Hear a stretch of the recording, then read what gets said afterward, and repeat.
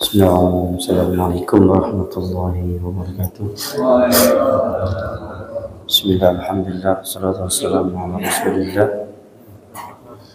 Sayyidina Muhammad bin Abdullah wa ala alihi wa sahbihi wa man wala wa la hawla wa la quwwata illa billah. Allahumma salli ala Sayyidina Muhammad wa ala alihi wa sahbihi ajma'in. Wa ba'd, subhanaka la ilma lana illa ma 'allamtana innaka antal alimul hakim. Rabbi shrah li sadri wa yassir li amri wa hlul 'uqdatam min lisani yafqahu qawli wa rabbi zidni ilman warzuqni fahman, amin ya rabbal alamin. Alhamdulillah, puji dan syukur kehadirat Allah Subhanahu wa taala atas segala nikmat yang Allah Subhanahu wa taala limpahkan kepada kita. Teman-teman yang betul Islam, iman dan sehat walafiat. Salawat teriring salam kita curahkan kepada junjungan kita Nabi besar Muhammad sallallahu alaihi wasallam. Mudah-mudahan kita menjadi pengikut beliau sampai nanti akhir zaman. Dapat syafaat beliau, pertolongan beliau, dan dimasukkan ke dalam surga bersama beliau. Amin ya rabbal alamin.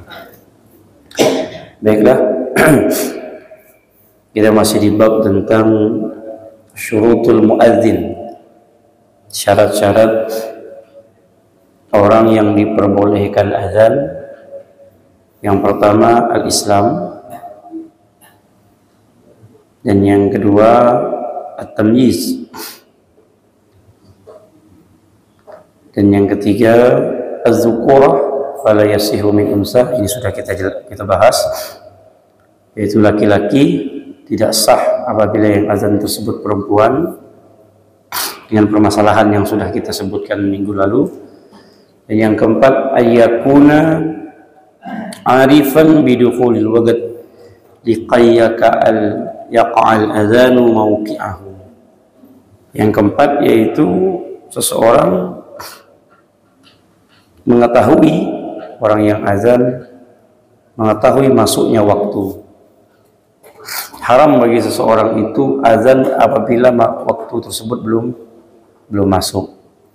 Jadi biasa orang tuh azan begini, dia tuh suka basi-basi. Jadi azan selesai, waktu baru masuk. Nah ini tidak boleh, ini haram. Karena banyak hal nanti yang akan dilakukan oleh orang yang mendengarnya. Mungkin kalau itu subuh, orang menyangka itu sudah azan, ternyata orang lagi sahur.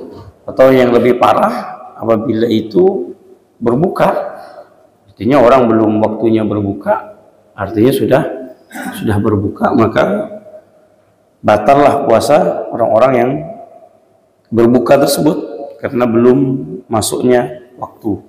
Maka kembali lagi, azan itu pahalanya besar dan dosanya pun juga besar apabila dia tidak amanah dengan waktu tersebut. Maka seorang yang azan, dia harus tahu tentang masuknya waktu. Arifan bidukhulil waqt. Kemudian sunanul azan, ini kita masuk kepada sunanul azan. Sunnahnya azan at-tartil bi an yata'anna fihi bi an yajma'a baina kulli takbirataini fi nafasin wahid wal baqi kullu kalimatin fi nafasin wahid. Sunnahnya azan tartil, perlahan-lahan, Allahu Akbar, Allahu Akbar. Nah, itu tartil dia. Dia tidak cepat-cepat seperti qomat. Kalau qomat itu kan cepat. Allahu Akbar, Allahu Akbar, subhanallah.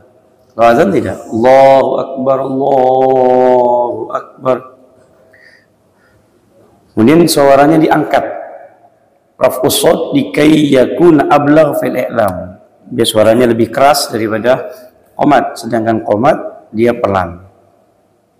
Taskinu ra wa fathuha fi takbiratil ula wa taskinuha fi takbiratis tsaniyah. Taskinu ra Allahu Akbar, atau difathahkan Allahu Akbar, Allahu Akbar. Boleh. Bukan akbar. Itu sebanyak orang tuh Allahu Akbar, Allahu Akbar. Enggak ada ak. akbar, bukan ekbar. Ya, ini kesalahan dalam mengucapkan makharijul huruf. Huruf dalam bahasa Arab tuh sering kita tekankan, salah saja penyebutannya, salah juga artinya. Contoh, orang nyebut Sya'ban tapi diganti dengan Sa'ban. Itu beda. Kalau Sya'ban itu bulan Sya'ban, kalau Sa'ban itu ular. Jadi shin sama sa itu sudah beda. Jadi kalau shin dibacanya sa dibacanya shin, ya jadi beda lagi nantinya. Kalau sa ain ba alif nun, su'banun, itu ular. Kalau shin ain ba alif nun, berarti kan bedanya kan cuma sa sama sya. Itu bedanya. Haso sama khaso itu beda. Haso itu hitung batu, hitung. Uhsu hitunglah. Uhsu kha. Maka apa namanya itu? Kalau laki-laki itu dikebiri. Nah, kalau dia sudah ditambah kha, uhsu, kebirilah laki-laki itu. Kalau uhsu ha, itu berarti hitunglah. Jadi bedanya tuh jauh betul. Maka dalam makharijul huruf kita itu dilatih, jangan asal-asal pandai-pandai begitu saja tanpa pernah melatih makharijul huruf di depan ustadz yang pandai makharijul huruf. Jadi dari alif sampai ya itu harus tahu makharijul hurufnya agar kita mengeluarkan makharijul huruf tersebut tepat pada tempatnya. Karena kalau nanti salah betul. Kalbun sama juga beda. Qalbun itu hati, kalau diganti dengan kaf itu anjing. Jadi bedanya tuh betul-betul betul-betul jauh. Nah, maka mau berhati-hati. Jadi di sini boleh di akbar, boleh Allahu akbar Allah, atau Allahu akbar Allahu akbar. Jadi ro-nya mati boleh, atau dia di fathah boleh. Allahu akbar Allah akbar, dia tidak boleh dipanjangkan. Allahu akbar Allah, ini beda lagi nanti artinya. Akbar kan udah kita jelaskan itu. Ada yang maknanya itu gendang, ada yang maknanya itu darah haid. Nah, ini kalau sengaja bisa kafir hukumnya. Udah tahu tapi menyengaja. Nah, itulah bahasa Arab. Keindahan bahasa Arab itu hebat. Salah menyebutkannya, salah juga dalam mengartikannya. Kemudian dikatakan di sini taskinuha wa fatuha fi takbiratul ula wa taskinuha fi takbiratis tsaniyah. Tapi kalau di akbar yang kedua itu dia sukun. Jadi akbar ro yang pertama itu boleh fathah, boleh sukun, tapi ro yang kedua itu wajib sukun. Jadi Allahu akbar Allahu akbar. Nah, jadi tidak boleh yang keduanya Allahu akbar. Nah, tidak bisa. Jadi udah mati dia sukun. So yang kedua pilihan boleh di sukun, boleh di fathah. Nah, yang keduanya, yang pertama boleh disukun di fathah, yang keduanya dia sukun. At-taswib fi adzanil fajr. Nah, ini taswib yaitu as-salatu khairun minan naum wa ma'na dzalik anna ladzatas shalah indal asyikin afdalu min ladzatin naum.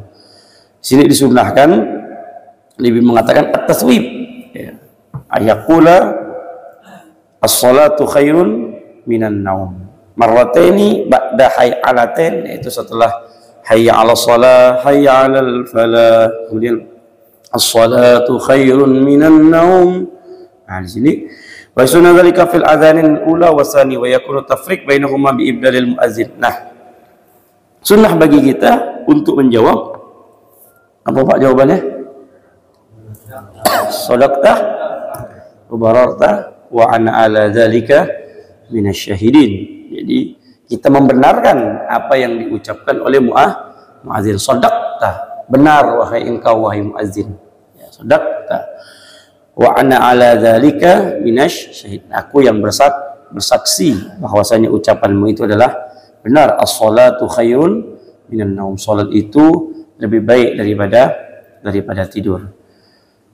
Wa yusanu dzalika fil adzanain, baik itu dia azan pertama atau azan kedua. Azan pertama itu kan jam 2:30, 3 itu kan azan pertama. Tetap juga dengan mengucapkan kalimat as-shalatu khairun minan naum.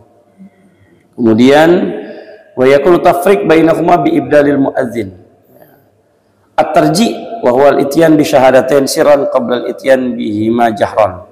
Mengulang asyhadu an la ilaha illallah asyhadu an la, itu kan ditarji, diulang menjadi dua kali. Innal hikmata dzalika li anil islam bada asiran summa juhira bi wa qila yaquluha awalan li nafsi summa awalan li ghairihi. Kenapa dia dua kali? Ya, kenapa dia disunahkan untuk dua kali? Dia mengatakan bahwasanya di sini dikatakan hikmahnya annal Islam bada asiran summa juhira bi. Nah, dia mengatakan Islam itu pertama datangnya pelan, bersembunyi, kemudian menjadi dijaharkan, dinampakkan, artinya dikeraskan.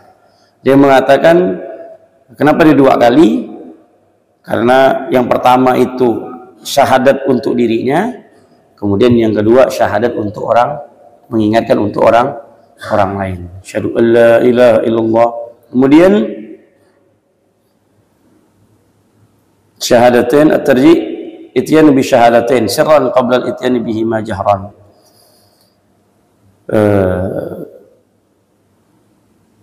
Ada sedikit tambahan. Ketika sering kita dengar, sering melihat, mungkin Bapak Ibu jaranglah melihat. Mungkin Bapak sering melihat ada orang yang pas azan asyhadu anna Muhammad, dia begini. Ya, gini Pak. Nah, itu dengan mengucapkan ketika dia asyhadu anna Muhammadar Rasulullah. Nah, dia begini nanti. Ya. Jadi itu dituliskan dalam kitab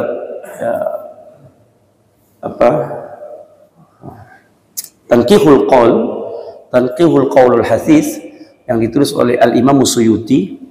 Di situ dikatakan bahwasanya manik tahala bibi Muhammad lan yusib hurmat.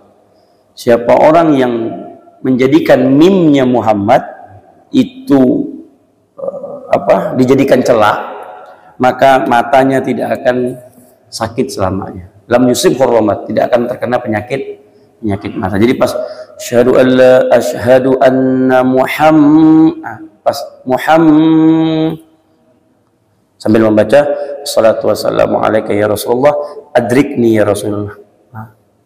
Begini, begini. Insyaallah matanya kuat. Insyaallah matanya tidak sakit dan matanya terang. Nah, itu walaupun sebenarnya hadis ini dalam status hadis yang lemah, dalam riwayat yang lemah, tapi tidak jadi masalah dikarenakan ini bukanlah suatu hukum atau suatu berbicara tentang akidah dan berbicara tentang hukum, karena ini berbicara tentang fadhailul a'mal, dan Imam Suyuti sendiri adalah seseorang yang hafal al-hafid, orang yang hafal 400.000 hadis. Jadi untuk diamalkan itu boleh saja, tidak jadi masalah. Mungkin nanti pernah melihat orang seperti itu, ya Bapak juga jangan kaget atau jangan terkejut, apa pula dia begitu itu. Kadang-kadang yang tidak paham bingung juga kalau tidak paham. Saya juga kalau lagi di khotib begini, saya tidak mau, bukannya tidak mau kadang-kadang karena dilihat oleh jemaah yang banyak, takut yang banyak yang tidak mengerti. Tapi kalau di tempat saya ngajar, ya masa bodoh, orang udah dikasih tahu kok. Kalau gitu di tempat yang agak sedikit banyak begitu, ya kita harus bijaksana lah. Takutnya nanti dia berpikir yang tidak. Itu intinya semua ada dalilnya. Di situ dianjurkan di dalam kitab yang ditulis oleh Al-Imam Suyuti dengan judul kitabnya Tanqihul Qaulul Hasis. Kemudian dan agar mata kita juga memandang Rasulullah, itu yang paling terpenting. Tidak ada kenikmatan yang paling nikmat, yang paling nyaman di dunia ini ketika mata ini bisa melihat Rasulullah. Lalu bertanya lagi, apakah Rasulullah itu bisa dilihat? Ustaz, bisa.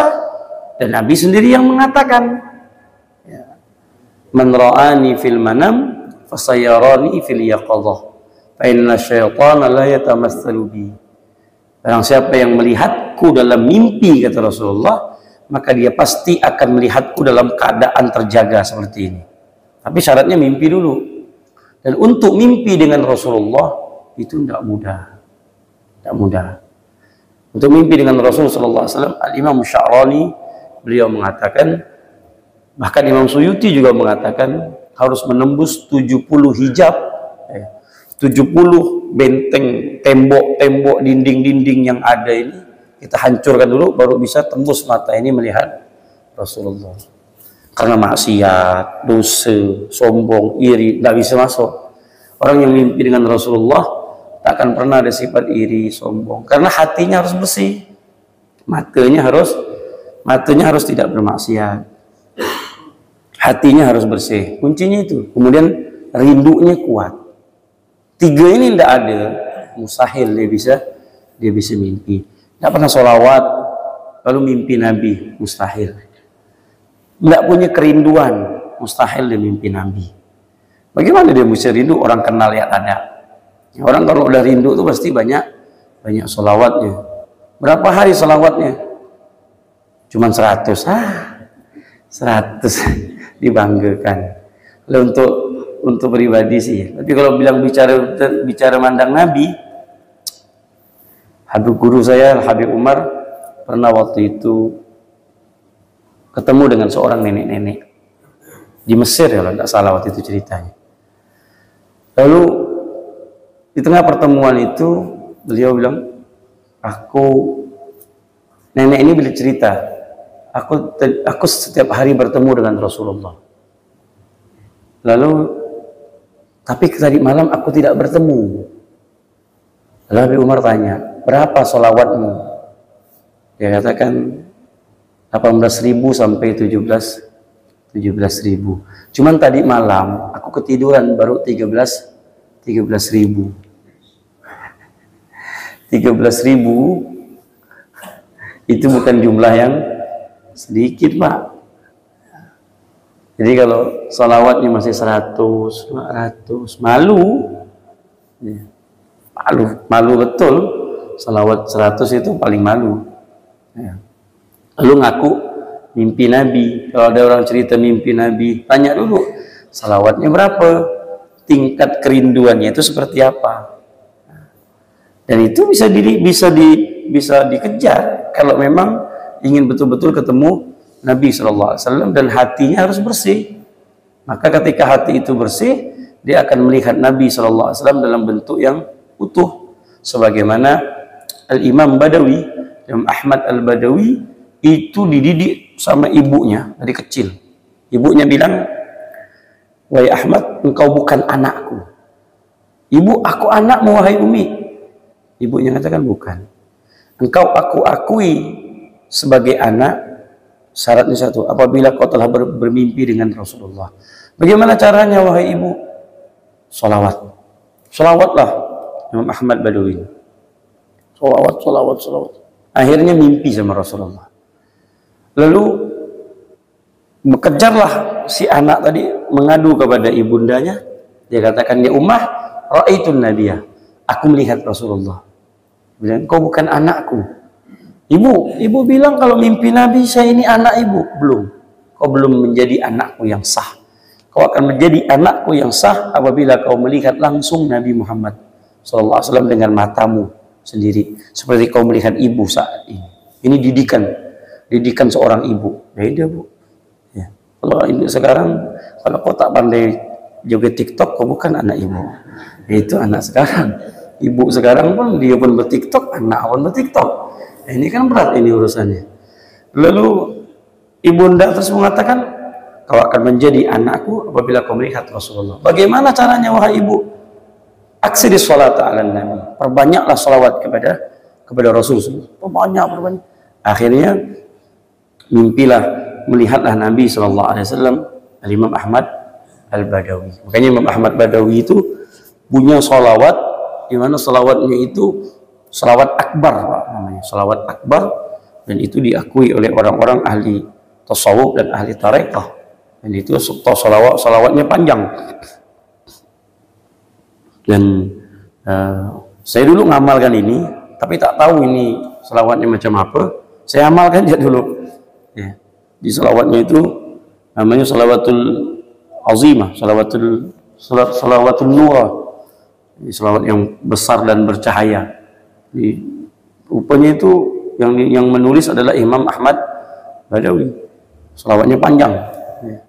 Allahumma salli ala sayyidina Muhammadin sajrati asrul nuraniyah wa lamatul qabdatul rahmaniyah wa afdalul khalifati insaniyah wa asyrafus suratul jismaniyah wa ma'danil asrari rabbaniyah wa khazainul ulum istifaiyah sahibul qabdatul asliyah wa bahjatul saniyah wa rutbatul aliyah min darajatil nabiyina tahta liwa'i wa minhu wa ilaih wa ala alihi wa sahbihi adada ma khalaqta wa razaqta wa amatta wa ilaita wa amatta ila yaumil wa suman aflaita wa salim tasliman katsira walhamdulillahi rabbil alamin. Itu sholawat Imam Ahmad Badawi, dan itu fadilahnya besar sekali.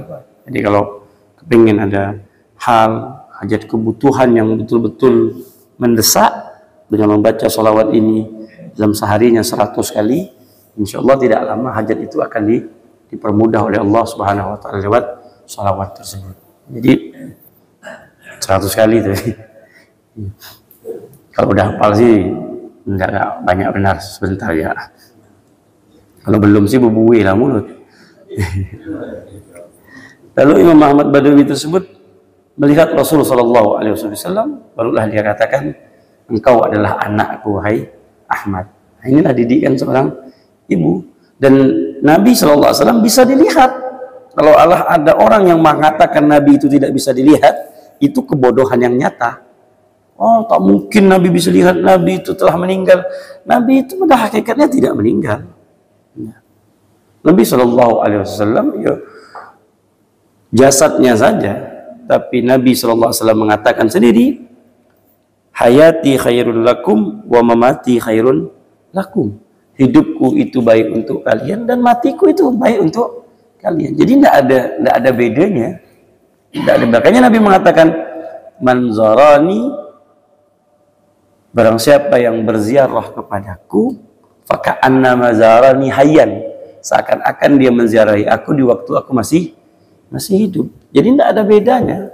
Nabi SAW itu dahulu sampai sekarang itu tidak ada beda.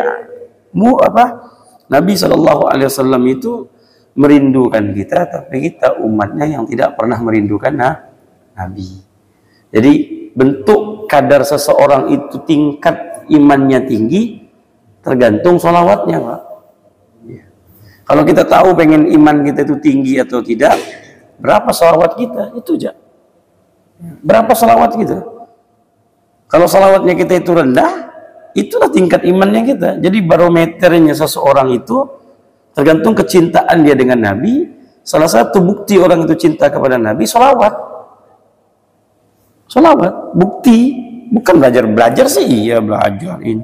Tapi sholawatnya, lihat tingkat kerinduan seseorang itu kepada si pembawa risalah. Kalau sholawatnya cuma 100, apalagi tak pernah sholawat, ya berat. Makanya Allah Subhanahu wa Ta'ala turunkan ayat sholawat, innallaha wa malaikatahu yusholluna 'alan nabi. Ketika Allah perintahkan haji, Allah tidak berhaji. Ketika Allah perintahkan sholat, Allah tidak sholat. Allah perintahkan kita puasa, Allah tidak puasa. Allah perintahkan kita apalah bentuknya, zakat, Allah tidak zakat. Tapi ketika Allah perintahkan kita sholawat, Allah juga ikut bersolawat. Itu buktinya.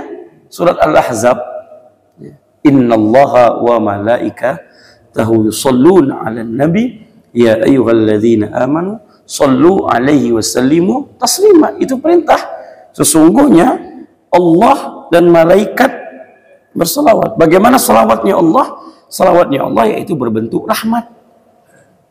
Selawatnya malaikat itu berbentuk istighfar. Selawatnya kita itu berbentuk doa. Allahumma salli ala sayyidina Muhammad, itu berbentuk doa. Selawatnya malaikat itu istighfar. Lalu seperti apa Pak Ustaz selawatnya Allah? Selawatnya Allah kepada Nabi Muhammad itu berbentuk rahmat, cinta dan kasih sayangnya Allah kepada Nabi Muhammad. Jadi selawat ini Bapak Ibu adalah suatu amalan di mana untuk menambal kebocoran-kebocoran yang ada dalam ibadah kita. Ibadah kita ini kan agak sempurna-sempurna Pak. Sholat kita dari takbir sampai salam itu yang tahu kita lah. Kualitas sholat kita, keseharian kita. Jadi kalau kita cuma mengandalkan amal ibadah yang wajib, berat Pak, berat betul. Kalau dibilang mau masuk surga ini berat. Iya kalau betul benar ini yang kita lakukan ini tidak ada riaknya, tidak ada pamernya. Sholat ya, kalau sholat itu tidak khusyuk, 50-50 kan begitu. Hanya menggugurkan kewajiban saja, nilai plusnya itu mana? Kita ini kan macam ada ngecari keuntungan Pak.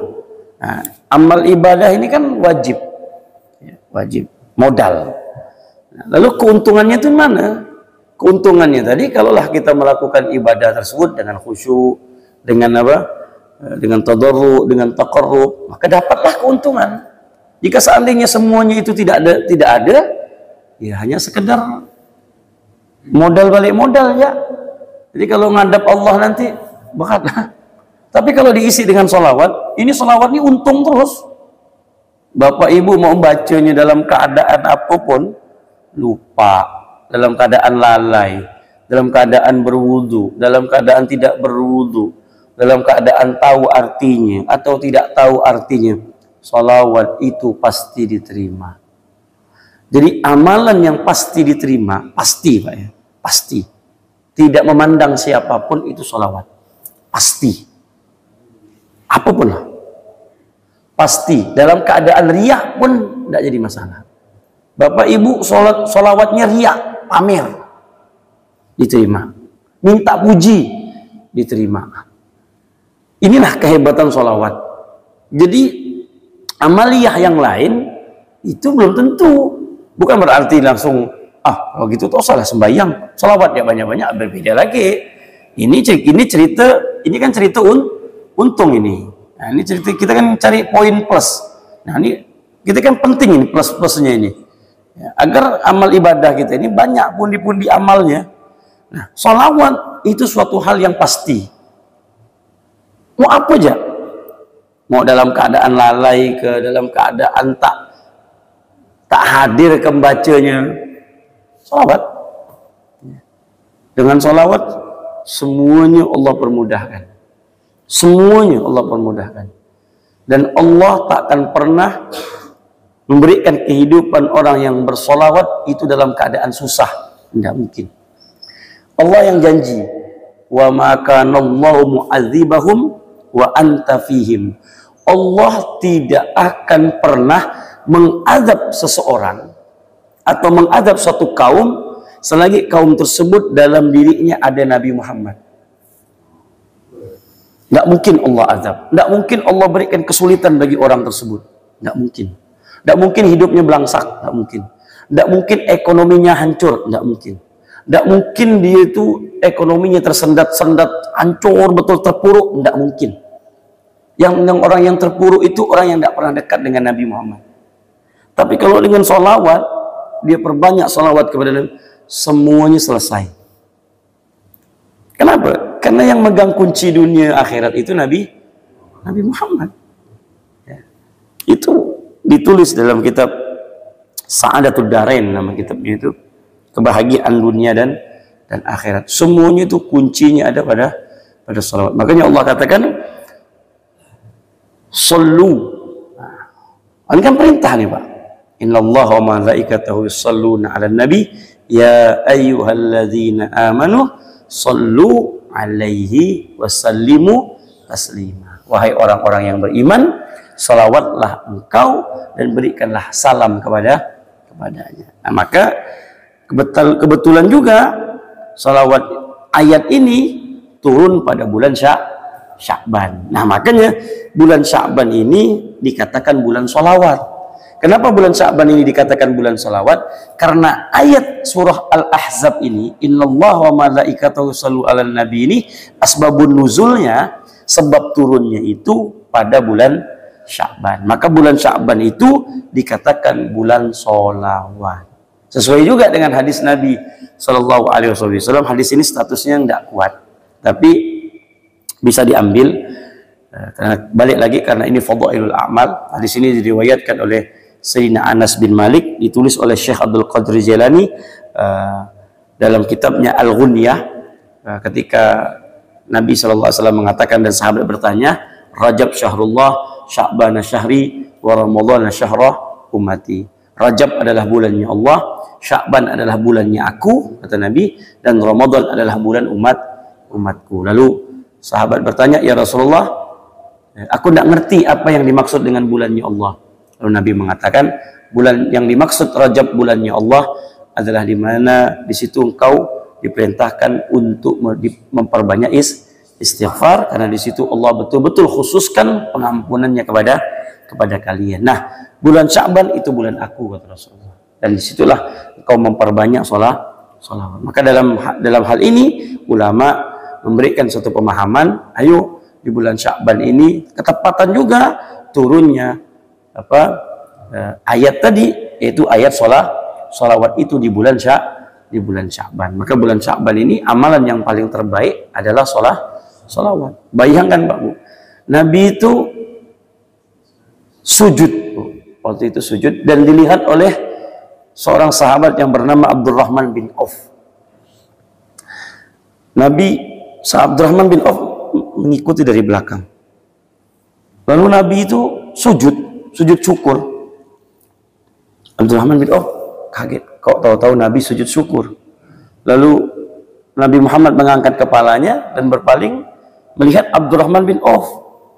Lalu Rasulullah tanya, ya Abdurrahman, ngapa kau kesini? Ya Rasulullah, aku dari tadi mengikutimu, dan aku sampai melihat engkau itu dalam keadaan sujud, dan sujudmu sangatlah lama. Lalu, ada apa ya Rasulullah? Lalu Nabi mengatakan, wahai Abdurrahman, aku tadi didatangi oleh malaikat Jibril, dan aku sangat bersyukur sekali dengan satu hal yang Allah berikan kepadaku. Apa itu ya Rasul? Lalu Nabi mengatakan bahwasanya tidaklah umatku bersalawat kepadaku illa, kata Allah, kecuali aku akan bersalawat kepadanya sallallahu biha asyran illa salaitu alaiha asyran. Jadi Bu, kita itu dapat salawatnya Allah kalau kita salawat kepada Nabi Muhammad. Satu salawat yang kita baca, kata Nabi Muhammad, man shalla alayya sallallahu biha asyran. Siapa orang yang bersalawat kepadaku satu kali, Allah akan bersalawat kepadanya 10 kali. Dan Allah akan angkat derajatnya 10 kali, dan Allah akan hapus dosanya 10 kali. Tidak ada amalan yang seperti ini. Makanya Nabi sujud syukur kepada Allah, ini betul-betul pemberian khusus untuk umat. Kalaulah satu kali, kalau kita bersalawat kepada Nabi Shallallahu Alaihi Wasallam itu 100 kali atau 1000 kali, masya Allah, itu suatu keistimewaan yang Allah Subhanahu Wa Taala berikan kepada kita. Pernah ada suatu cerita, ada seseorang yang melintasi Rasulullah tidak mengenal dia. Kan di yaumil qiyamah itu Bapak Ibu, yang penting itu Nabi Muhammad kenal atau enggak sama kita. Kalau kita mengaku umat itu biasa, Tapi yang jadi pertanyaan, apakah Nabi Muhammad itu akan mengenal kita? Itu yang jadi pertanyaan terbesar. Lalu ada satu umat, dia teriak, ya Rasulullah, ya Rasulullah, ana ummatika, ana ummatika. Nabi itu kayak tidak mendengar. Nabi lewat saja. Lalu sudah sampai agak kejauhan, ya Rasulullah, ana umatmu, aku ini umatmu. Rasulullah menoleh, apakah engkau ini betul umatku? Iya, tapi aku tidak mengenalmu, wahai umatku. Oh, ini Bapak Ibu, hal yang paling menakutkan ketika kita mengaku umat Nabi Muhammad, tapi Nabi Muhammad SAW tidak mengakui kita sebagai umatnya. Lalu dia katakan, ya Rasulullah, kenapa kau tidak mengenalku? Aku tahu kau umatku, tapi kau tidak memperkenalkan dirimu kepadaku, kata Rasulullah. Dengan apa? Dengan sholawat. Jadi dengan sholawat itu kita memperkenalkan diri kita kepada Rasulullah. Karena Nabi SAW itu dikhususkan oleh Allah, Ibu, Bapak, ada 2 malaikat yang mendampingi Rasulullah, dan itu khusus yang Allah Subhanahu wa Ta'ala perintahkan menyampaikan sholawat yang diucapkan oleh umatnya. Misal seseorang tuh bersalawat, Fulan bin Fulan, itu disebutkan nama dia dan nama ayahnya. Setiap salawat yang kita baca. Contoh saya, misal saya bersalawat, nama saya dan nama ayah saya. Nama saya Nuh, nama abah saya Ja'far. Ya Rasulullah, kata malaikat, Nuh bin Ja'far bersalawat kepadamu. Illa raddallahu alayya ruhi, kata Rasulullah. Ketika orang itu bersalawat, maka ruhnya Nabi Muhammad itu dibalikkan oleh Allah. Kemudian untuk apa? Untuk menjawab salam daripada umatnya. Sekarang berapa banyak umat Nabi Muhammad yang bersalawat? Berarti ruhnya Nabi Muhammad itu akan selalu hidup dan dibalikkan oleh Allah. Berapa banyak di dunia ini bersalawat? Ada yang tidur di sana tidak tidur. Ada yang bangun di sana tidur. Jadi tidak ada ceritanya Nabi SAW itu dikatakan meninggal. Tidak. Karena setiap salam, setiap salawat yang Allah Subhanahu wa Ta'ala yang kita sampaikan kepada Rasulullah, Allah membalikkan ruh Nabi Muhammad untuk apa? Untuk mengucapkan, menjawab salam umatnya. Jadi nama kita dan nama ayah itu disebut, Pak. Kalaulah dalam satu hari 100 kali kita bersalawat, berarti nama kita didengar di telinganya Rasulullah 100 kali. Saya kira insya Allah dengan 100 kali itu udah kenal lah. Ya, yang pertanyaannya ini, yang tak pernah bersalawat ini. Nah, ini yang paling berat. Jadi kuncinya bulan Sya'ban ini tidak lain dan tidak bukan amalan yang paling afdal, amalan yang paling utama adalah salawat. Salawat, apa salawat yang paling afdal? Tidak lain dan tidak bukan salawat yang paling afdal dari segi syighah dengan kesahihan hadis, yaitu salawat Ibrahimiyah. Itu salawat yang paling afdal dalam segi status hadis yang sahih. Ketika sahabat bertanya, ya Rasul, bagaimana bersalawat? Kalau salam kami itu ketahui, ya Rasulullah, lalu bagaimana kalau salawat? Lalu Nabi ajarkan, itu salawat yang sering kita baca, Allahumma salli ala sayyidina Muhammad wa ala ali sayyidina Muhammad kama barakta ala sayyidina Ibrahim wa ala ali sayyidina Ibrahim.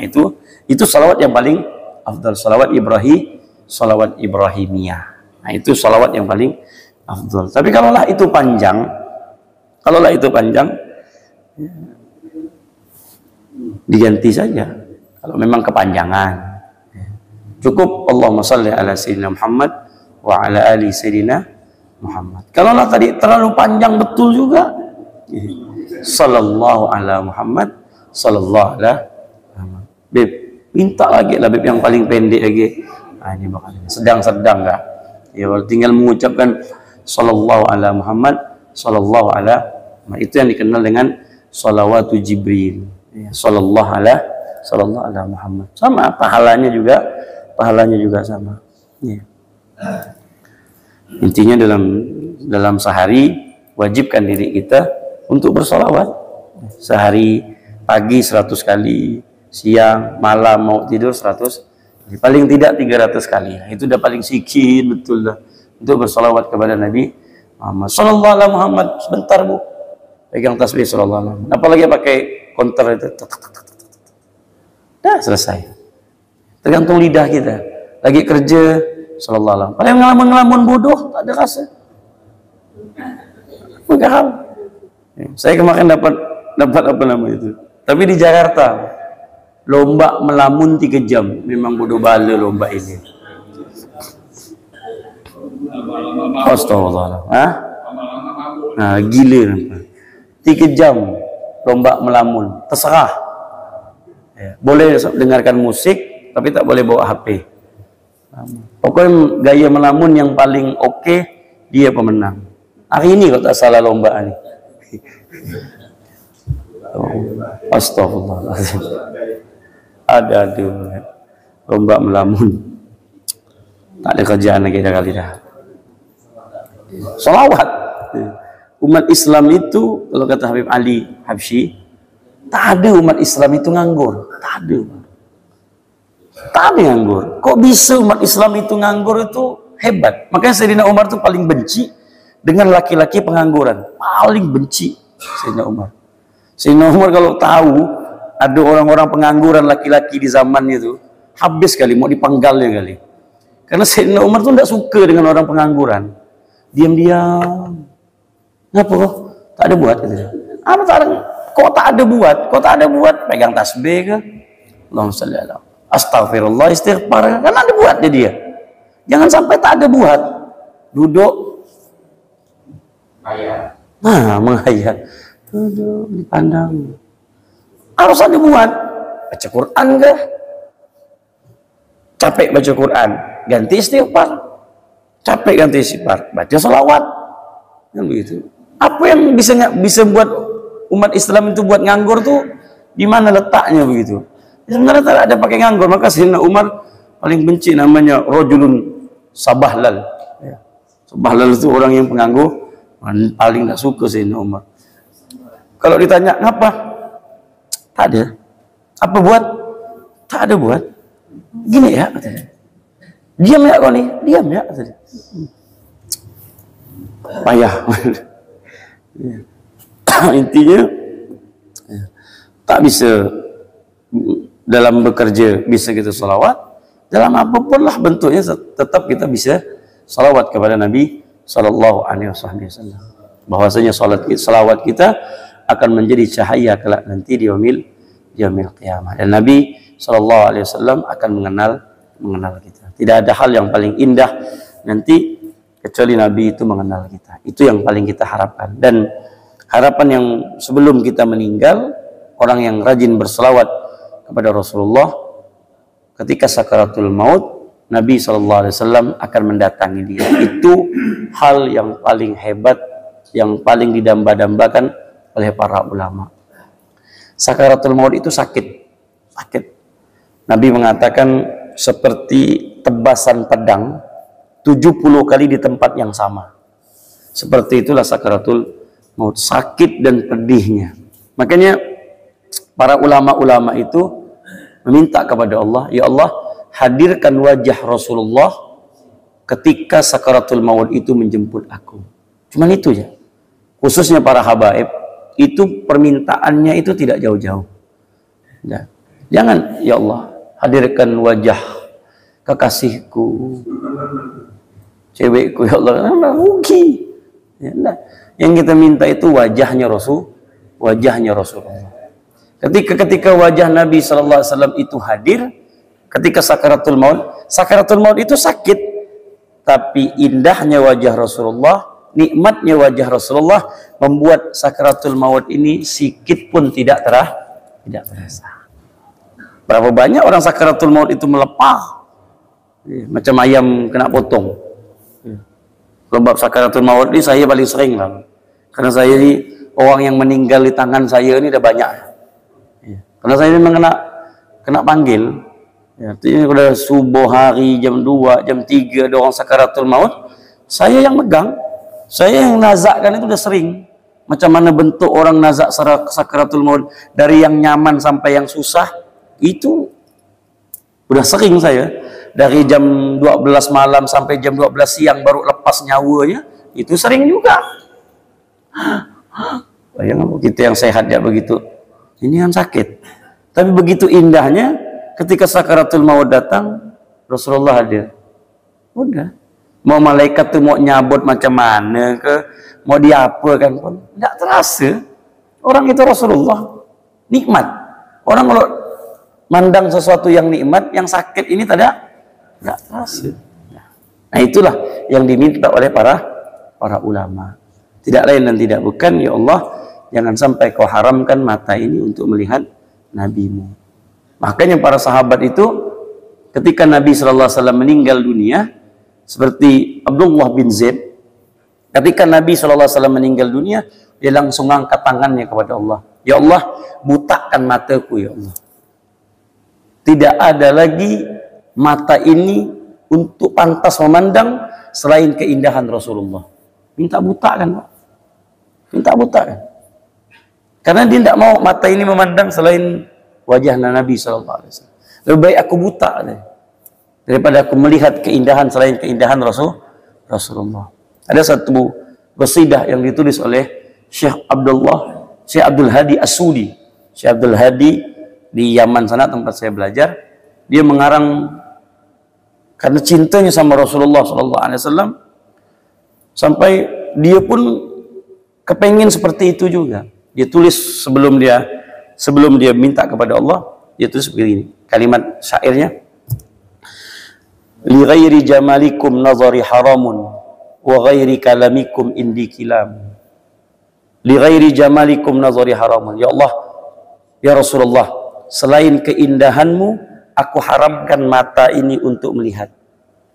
Wa ghairi kalamikum indi kilamu. Selain ucapanmu ya Rasul, bagiku adalah kelukaan. Jadi dia tidak mau melihat keindahan selain keindahan Rasul, dan dia tidak mau mendengar kecuali ucapan Rasulullah. Nah, itulah orang-orang yang dekat dengan Nabi SAW. Dan ini sulit untuk dirasakan apabila seseorang itu tidak punya kontak batin dengan Rasulullah. Tidak ada. Cerita ini akan menjadi suatu hal yang biasa apabila kontak batinnya tidak ada. Tapi kalau kontak batinnya dekat dengan Nabi SAW, maka hal ini akan terasa betapa dia merindukan Nabi SAW. Nah, seperti itulah bagaimana Nabi SAW memerintahkan kepada kita untuk bersolawat kepadanya, bukan untuk kita. Apakah Nabi butuh dengan solawatnya kita? Enggak. Contohnya begini, ini air.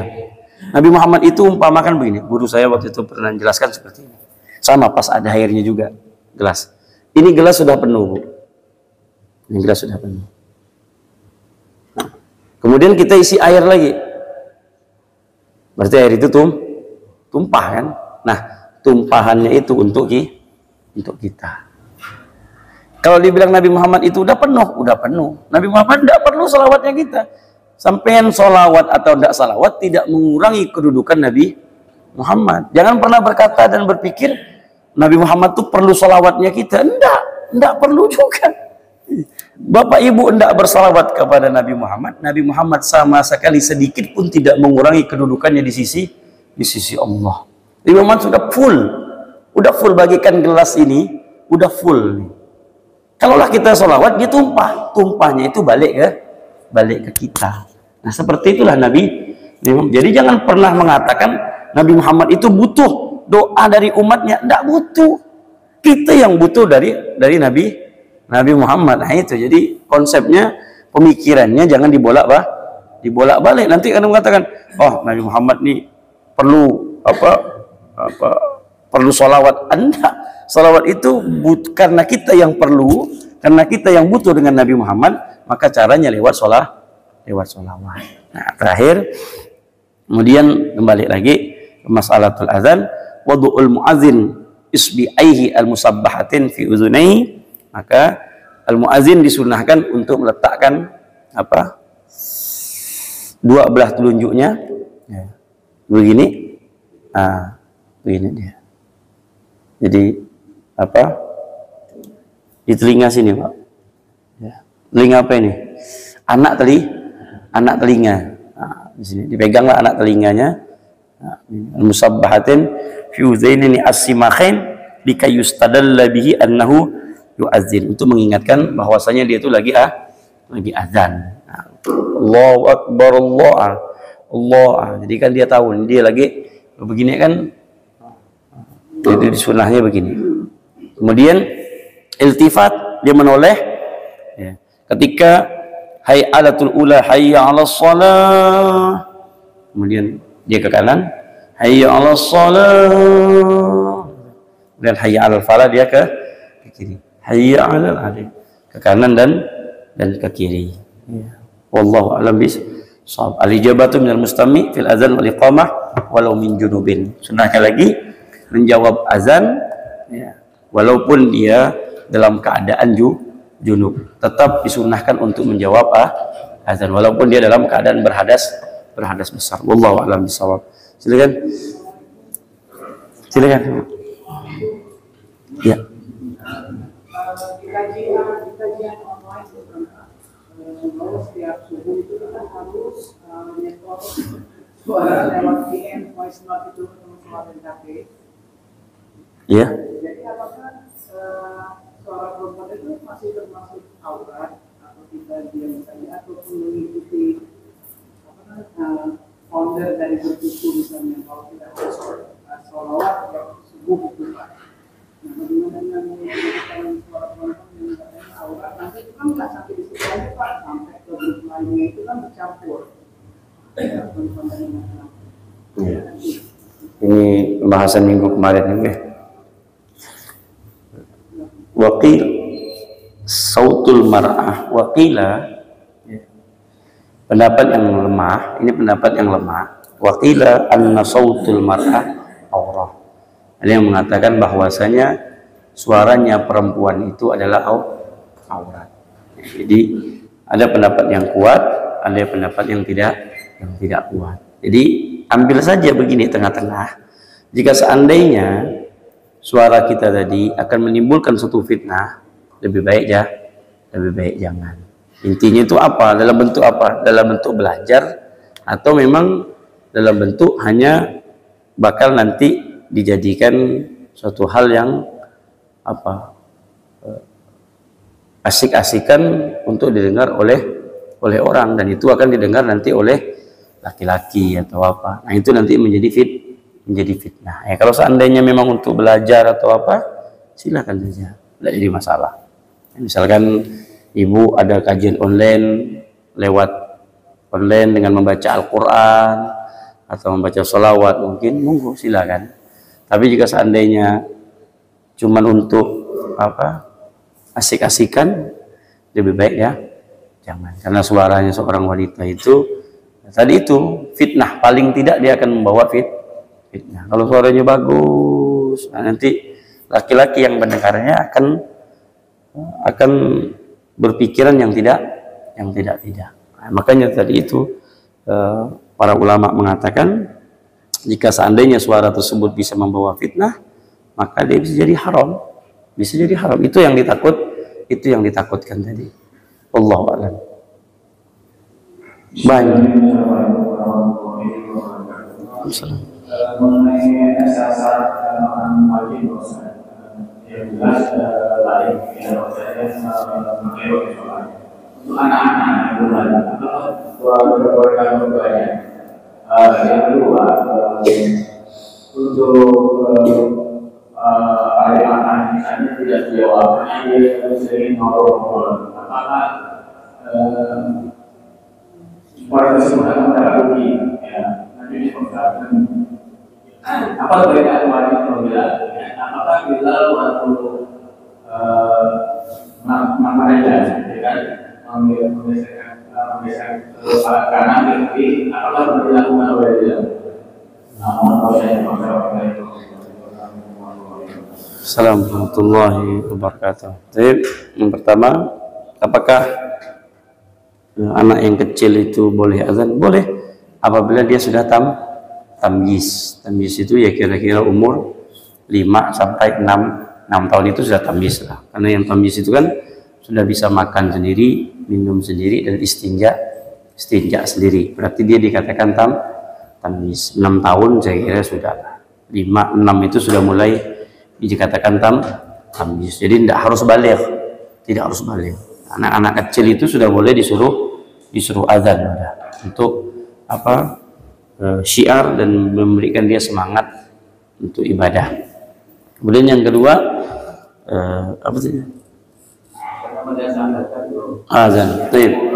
Nabi SAW mengatakan, "Idza sami'tumul muadzin falyaqul misla ma yaqul muadzin."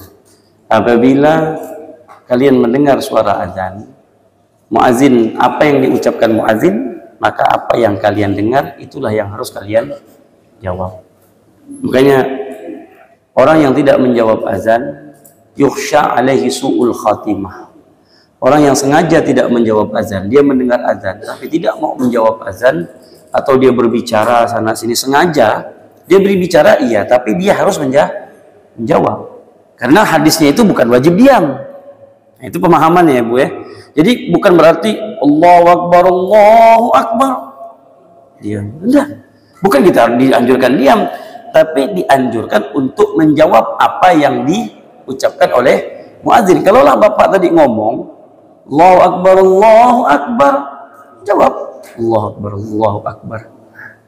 Dia langsung menjawab apa yang dijawab, apa yang diucapkan oleh muadzin. Nah, orang yang selalu tidak menjawab azan takutnya mati dalam keadaan su'ul khatimah. Mati dalam keadaan yang jelek, ditakutkan mati tidak membawa iman. Allah a'lam. Dan yang ketiga, apakah Bilal melakukan itu? Iya, dan itu perintah Nabi sallallahu alaihi wasallam. Maka dia disunahkan ketika mengucapkan hayya 'alas shalah, mengingatkan yang kanan dan mengingatkan yang kiri. Hayya 'alal falah. Wallahu a'lam. Sila, Haji.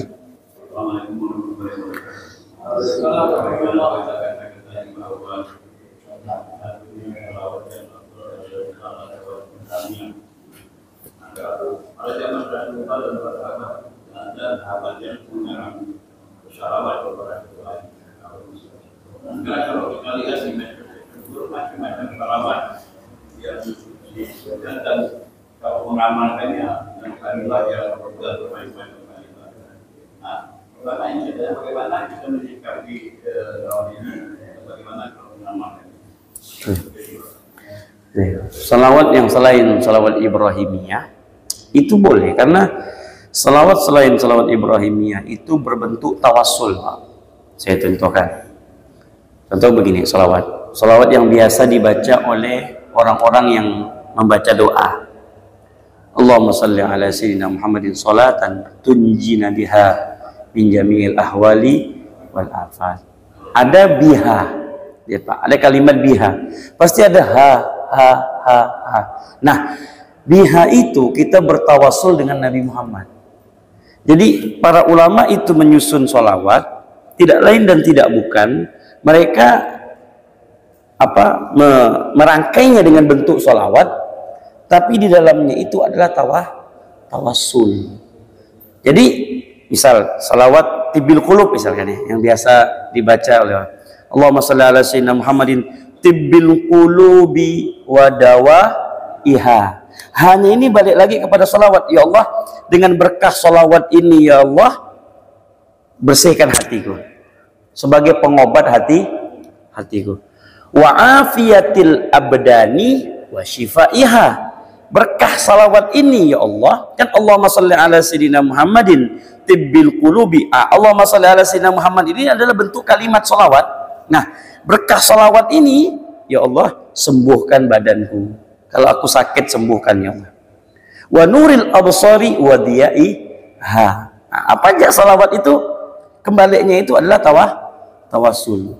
Contoh lagi, salawat apa yang Bapak hafal? Coba.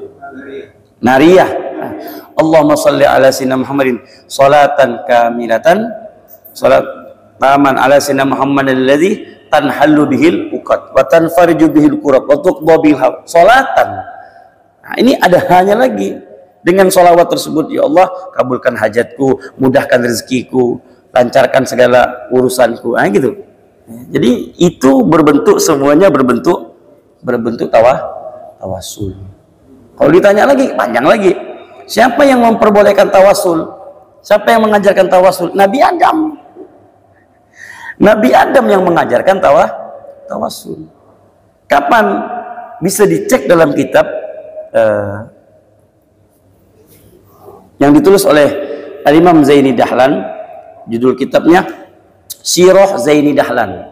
Judul kitabnya Sirah Zaini Dahlan. Dalam riwayat hadis Al-Imam Dailami, di situ dinyatakan Nabi Adam bertaubat kepada Allah, tapi taubatnya Nabi Adam belum diterima. Kan Nabi Adam itu melakukan suatu kesalahan. Ya, sebenarnya kalau dalam ilmu tasawuf bukan satu kesalahan, hanya asbab saja untuk Nabi Adam itu turun ke bumi. Intinya Nabi Adam bertaubat kepada Allah. Rabbana zalamna anfusana wa lam taghfir lana wa tarhamna lanakunanna minal khasirin. Itu kan doa Nabi Adam. Dan itu belum Allah terima. Kapan Allah terima? Ketika Nabi Adam mengucapkan nama Nabi Muhammad. Nah, makanya nama Nabi Muhammad itu dijadikan Nabi Adam sebagai tawasul. Nah, para sahabat, para ulama sekarang menjadikan nama Nabi Muhammad itu, sholawat itu sebagai tawasul. Untuk apa? Untuk pengobat kita ini tadi ini. Makanya sholawat tersebut itu panjang, apa semuanya. Ya, intinya itu doa semua. Sholawat tadi, sholawat tibil qulub atau sholawat apalah bentuknya. Kalau diterjemahkan, coba lihat ya nanti diterjemahkan kembalinya itu adalah tawasul. Jadi kalau orang yang melarang, ya karena dia membenci tawasul, itu ada. Jadi dia tidak senang dengan tawasul. Jadi apa tawasul itu? Tak ada ajaran Nabi tawasul apa semuanya. Karena mereka tidak senang dengan tawasul. Bahwasanya tawasul itu dianjurkan. Siapa yang mengajarkan? Ya Nabi Adam. Dan Allah pun menganjurkan kepada kita untuk bertawasul. Ya ayyuhalladzina amanu ibtaghu ilaihil wasilah. Wahai orang-orang yang beriman, carilah engkau perantara. Tawasul itu kan perantara, Bu. Kita mau, kalau orang dulu ngirim surat, perantaranya adalah perangko. Nah, perangko itulah sebagai kata penyampai untuk Allah Subhanahu wa ta'ala. Makanya orang yang berdoa tanpa bersolawat, doanya menggantung antara langit dan bumi. Allah tidak terima doanya. Nyangkut pokok kelapa doanya. Ibu doa, alhamdulillahirabbil alamin, ya Allah kabulkan hajatku ya Allah. Tidak diterima sama Allah. Nah. Kapan diterima? Allahumma alhamdulillahirabbil alamin, Allahumma salli ala sayyidina Muhammad wa ala ali sayyidina Muhammad. Baru ibu bapak sebutkan hajat, baru Allah terima. Nah, kalau enggak, mu'allaqun bainas sama'i wal ardh, menggantung antara langit dan bumi. Wallahu a'lam. Sudah apa ya? 6:30 dah. Ya. Subhanakallahumma, mudah-mudahan diskusi kita diberkahi oleh Allah Subhanahu wa taala. Mudah-mudahan Allah Subhanahu wa taala tanamkan rasa cinta kita kepada Nabi Muhammad sallallahu alaihi wasallam. Allah permudah lisan kita untuk selalu bersalawat kepada Nabi Muhammad sallallahu alaihi wasallam. Mudah-mudahan salawat kita akan menjadi cahaya nanti di yaumil qiyamah, menjadi penerang di waktu kita menyeberangi jembatan Shiratal Mustaqim, dan Allah Subhanahu wa taala masukkan kita ke dalam surganya Allah Subhanahu wa taala, berkah kita dekat dengan Nabi Muhammad sallallahu alaihi wasallam. Amin ya rabbal alamin. Subhanakallahumma wa bihamdika asyhadu an la ilaha illa anta astaghfiruka wa atubu ilaik. Alhamdulillahirabbil alamin.